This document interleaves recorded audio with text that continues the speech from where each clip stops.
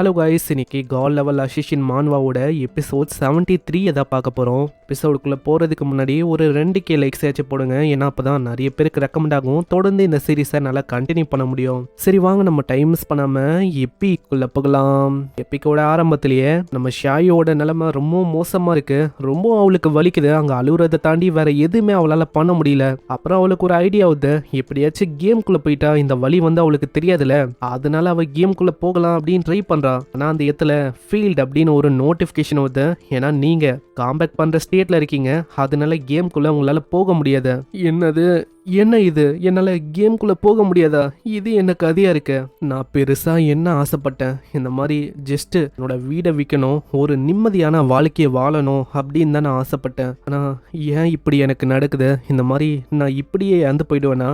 நான் என்ன இங்கேயே சாக போகிறேன்னா? யாராச்சும் என்னை காப்பாற்ற மாட்டாங்களா? ப்ளீஸ் யாராச்சும் ஒருத்தங்க காப்பாத்துங்களேன். இப்படி இவ யோசிக்கும் போது அங்கே பழைய விஷயம் தான் அவளுக்கு ஞாபகம் வருது. ஃபேங் தான் சின்ன வயசுல நம்ம ஷாயுவை நல்லாவே பார்த்துப்பான். இந்த விஷயத்தை பற்றி யோசிச்சு பார்க்குறா. அந்த டைம்ல நம்ம ஃபேங் கூட இருக்கும் போது ஏதோ ஒரு லக்ஸூரியஸான வாழ்க்கையை வாழ்ந்த மாதிரி இருக்கு. உன் ஃபேங், எதுக்காக நீ இப்படி இறந்து போன? நீ இந்த மாதிரி டைம்ல என்ன ப்ரொடெக்ட் பண்ணியிருக்கணும்.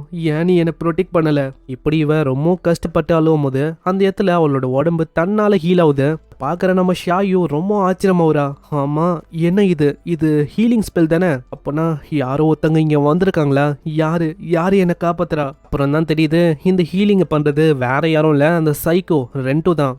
பியூட்டிஃபுல் லேடி, என்னை பற்றி நான் உனக்கு இன்ட்ரோவே கொடுக்கல. நான் யாரு என்ன அதை பற்றிலாம் உன்கிட்ட சொன்னேன். ஆனால் என்னோட ப்ரொஃபஷனை பற்றி நான் எதுவுமே உன்கிட்ட சொல்லலை. கேமுக்குள்ள என்னோட ஐடி அது போச்சரர்னா என்னன்னா, ஒரு இறந்து போன உடம்பை வெட்டி அதில் இருக்க வேல்யூபிளான ஐட்டம்லாம் எடுப்பாங்களே, அந்த மாதிரி தான். ஆனா இவன் வேற மாதிரி ஹியூமன்ஸை வெட்டுவான். என்னோட ஐடி போச்சரரு, என்னோட ப்ரொஃபஷன் அது பிரீஸ்ட். டார்லிங், இந்த மாதிரி நீ எதுக்குமே கவலைப்படாத. நீ அந்த அளவுக்கு சீக்கிரமா சாக மாட்ட. உன்னை கொஞ்சம் கொஞ்சமா துடிக்க நான் சாகடிக்க போறேன். அதுக்காக தான் இந்த மாதிரி நான் பிரீஸ்ட் ப்ரொஃபஷனை தேர்ந்தெடுத்திருக்கேன். உன்னை ஹீல் பண்ணுவேன், வெட்டுவேன், ரிப்பீட்டு. ஹீல் பண்ணுவேன், வெட்டுவேன், ரிப்பீட்டு. எந்த அளவுக்கு இது ஃபன்னா இருக்குல்ல டார்லிங்? நெக்ஸ்டா நான் உன்னோட உடம்புல எதை தெரியுமா வெட்டலான்னு இருக்கேன்? உன்னோட பிரெஸ்ட். அதை நான் வெட்ட போறேன். ஷாயுக்கு இதை கேட்கும் போது அங்க சுத்தமா அல்ல, அவளோட கண்ணெல்லாம் அங்க பிதுங்கி வெளில வருது. ஏற்கனவே அது சின்னோண்டு இருக்கு, அதையும் ஆளு வெட்டிட்டா அவ்வளவுதான், எதுவுமே இருக்காது. பயத்திலேயே அங்க மயங்க போயிடறா. அவளோட வாயை பாருங்க, எந்த அளவுக்கு பயத்துல நுர தள்ளி இருக்கு. அட என்னப்பா இவன் இந்த மாதிரி பயந்து போய் மயங்கிட்டாளா? ஏதோ ஒண்ணு, இந்த மாதிரி ஒரு வீக்லிங் ஹோப்லெஸ் ஆன பொண்ணை நான் பார்த்ததே இல்லை. இப்படி இவன் கொடூரமா சிரிக்கும் போது வயிற்றுல ஏதோ ஒரு பயங்கரமான அட்டாக் பார்த்து அப்புறம் தான் நம்மளுக்கு தெரியுது, அது வேற யாரும் இல்ல, கோஸ்ட் பொண்ணா. அவளோட பிளேட் ஆஃப் எல்லோ ஸ்ப்ரிங் அந்த அட்டாக் வச்சு வயிற்று அப்படியே குத்தி கீக்கிறா. சொல்லு, இந்த மாதிரி எதுக்காக மக்கள் எல்லாரையுமே லைனா கொன்னக்கப்புறம் எதுக்காக எல்லா பழியும் ஷேடோ மேல போற? இந்த டைம்ல ஆளு அவனே ஹீல் பண்ண ஆரம்பிக்கிறான். ஆனா கோஸ்ட் பொண்ணு அங்க டைமே கொடுக்கல. 10 செகண்டே அந்த ஆளை இழுக்கிறான். இழுத்து மூஞ்சிலே ஒரு அடி. தரையில எந்த அளவுக்கு ஃபோர்ஸா பத்துனா ஆளோட மண்டையே ஒரு மாறி ஆகும். சொல்லு, சீக்கிரமா சொல்லு, எல்லா விஷயத்தையும் நான் தெரிஞ்சுக்கணும். அப்படி ஒண்டி நீ சொல்ல மாட்டேன், இல்ல முடியாது அந்த மாதிரி ஏதாச்சும் சொன்னேன்னு வச்சுக்கேன், மற்றவங்க காலை வெட்டும் போது உனக்கு எந்த அளவுக்கு சந்தோஷமா இருந்துச்சு, அவங்களோட வலி எப்படி இருக்கும்னு உன்னோட காலை வெட்டி நான் காட்டவா? இல்ல நான் உங்களுக்கு சொல்றேன். அவனோட டேர்ன் அப்படின்னு சொல்லும் போது ஆளு ரொம்ப பயந்து போய் எல்லாத்தையுமே சொல்ல ஆரம்பிக்கிறான். சீன் அப்படியே ஜாங்கை சிட்டியோட ரூயின்ஸுக்கு வருது. அந்த இடத்துல அன்னு வாங்கோட டீம் கிட்ட சொல்றான், ஆமா நீங்க பாத்தீங்களா, எப்போ நம்ம ஷேடோ இந்த டைம்ல தான் ஆஃப்லைன் ஆகுறான், ஆஃப்லைன் ஆகல இப்படின்னு நம்ம ரிப்போர்ட் பண்றோமோ அந்த டைம்ல கரெக்டா ஏகப்பட்ட கொலை வந்து நடக்குது. ரீசன்ட் டேஸ் தான் நம்ம அந்த விஷயத்த ரிப்போர்ட்டே பண்ணல. அப்படி இருக்கும் போது கொலையே ஏற்படல. கேட்கிற நம்ம வாங்குவவங்க சொல்றான், இதுலயே நம்மளுக்கு தெரியுது, அப்பனா நம்ம ஷேடோவை யாரோ ஒருத்தங்க ஃப்ரேம் பண்றதுக்கு பாக்குறாங்க. சைட்ல லிட்டில் பிளாக்கோ சொல்றான், எனக்கு வந்து நல்லாவே தெரியும் நம்ம பிக் பாஸ் எப்படி ஒரு கில்லரா இருக்க முடியும். அவரு யாரையாச்சும் ஒருத்தங்களை கொலை பண்ணா இந்த மாதிரிலாம் அவர் அப்படியே விட மாட்டாரு. அவரை கொலை பண்ணிட்டா அவ்வளவுதான், அங்க தடையமே இருக்காது, அவங்களோட ஆஷஸ் அது கூட மிஞ்சாது, அந்த மாதிரி அவரு கொல்லுவாரு.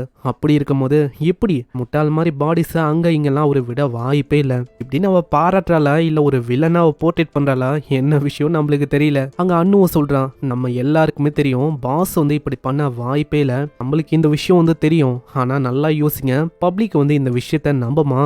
ரூமர் படி அவங்கள பொறுத்த வரைக்கும் நம்ம ஷேடோ தான் மற்றவங்க எல்லாரையுமே கொலை பண்ணிருக்கான் அப்படின்னு அவங்க நம்புறாங்க. இதே மாதிரி எல்லாருமே நம்ப ஆரம்பிச்சா அவ்வளோதான். அதுக்கப்புறம் நம்மளோட நகரமே ரொம்ப கியாஸான நிலைமைக்கு போகும். இது மக்கள் எல்லாருமே ஆர்கியூ பண்ணுவாங்க, ஷேடோவை விடக்கூடாது, ஷேடோவை எலிமினேட் பண்ணணும்னு. அதனாலேயே அத்தாரிட்டிஸ்க்கும் வேற வழி இல்லாம ஷேடோவை எலிமினேட் பண்ணணும் அப்படின்னு தான் பார்ப்பாங்க.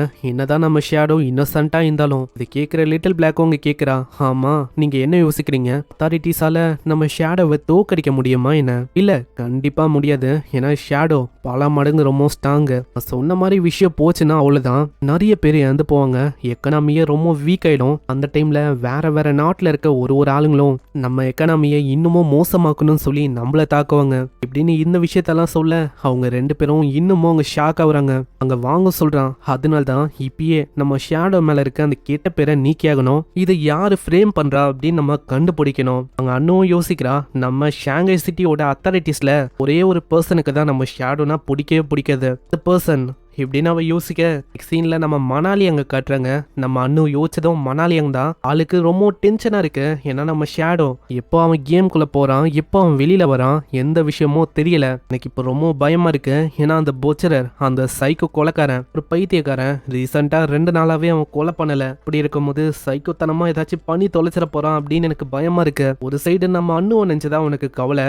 ஏன்னா எப்ப பார்த்தாலும் ஷேடோன்னு இருக்கா. அதனாலேயே நம்ம ஷேடோவை ஏதாச்சும் பண்ணணும் அப்படின்னு தான் பாக்குறான். அண்ணு கவலைப்படாத, உனக்காக அண்ணு நான் ஏதாச்சும் ஷேடோவை நான் பண்ணாம விட மாட்டேன் அண்ணு அப்படின்னு அவன் வித்தியாசமா அவனோட உடம்பையே பூச்சிக்கணும் ஒரு மாதிரி பண்ண இருக்கான். இதுக்கப்புறம் அவனோட பாக்கெட்ல இருந்து ஒரு வித்தியாசமான கார்டு அவன் எடுக்கிறான். இதுலயே நம்மளுக்கு தெரியுது இவன் கிட்டயும் அந்த கார்டை அந்த பர்சன் குத்துருக்கானு. எனக்கு தெரியல என்னை பத்தி மத்தவங்க என்ன யோசிக்கிறாங்கன்னு. ஆனா அண்ணு, இதை நான் உனக்காக பண்றேன். சிட்டியே நான் வெறுத்தால பரவாயில்ல, நான் உனக்காக நான் இதை பண்ண போறேன் இப்படின்னு ஆளு யோசிக்கும் போது அந்த இடத்துல போன் ரொம்ப வைப்ரேட் ஆகுது. யார் அதுன்னு பார்த்தா அந்த சைக்கோ தான். அந்த சைக்கோவும் ஒரு மெசேஜை போட்டிருக்கான். அந்த பிரே அது தப்பிச்சு போயிடுச்சு.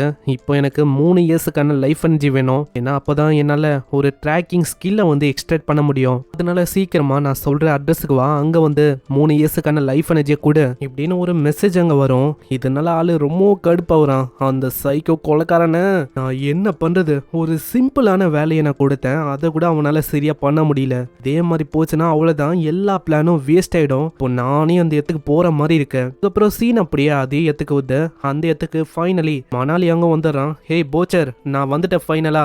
நீ என்ன பண்ணிருக்க, எதுக்காக அந்த பொண்ணை ஓட விட்ட? ஆனா அதுக்கப்புறம் தான் ஒரு ஷாக்கிங்கான விஷயம். அந்த இடத்துல அவங்க 2 பேரையும் அப்படியே அங்க தொங்க விட்டுருக்காங்க.